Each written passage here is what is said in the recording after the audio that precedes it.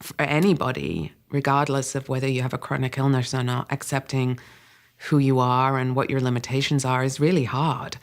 I have to be really honest with myself about where I am emotionally and how I feel emotionally and physically. Resiliency is a work in progress, and it changes all the time. My name is Rachel Paget. I love to spend time with my husband, Brian. We love to travel, spend time with friends. We like to play board games. We like to cook. We like to be outside.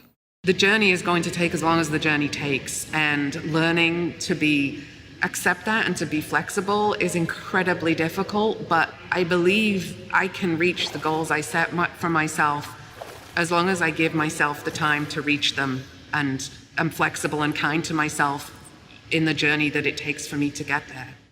2 years ago, I swam Lake Washington, which is 2.4 miles across. It's a long way.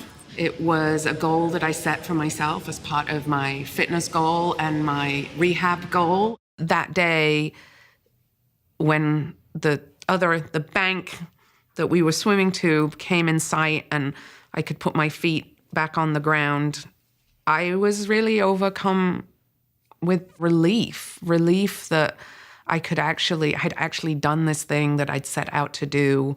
And it had really been, 4 years since I'd been in the hospital and been really, really sick and in a very dark place. And that I felt like I'd got that back. Brian is my husband and my partner, and we have been on this incredible journey of our relationship. We don't know what's going to happen, and we don't know when it's going to happen. By recognizing the lack of control and by giving up trying to take charge of things that I can't take charge of, that helps a lot. I think that her resilience in that way, and drive and focus and positivity, those are the things that guide her through it.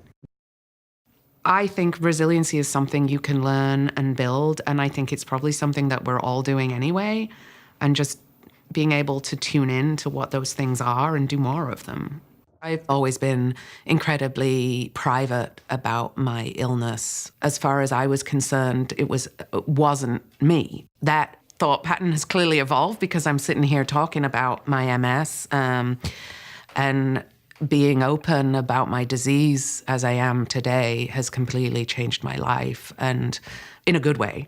It's made me stronger. It's made me feel a lot more empowered as an individual. I feel less guilty. I feel happier.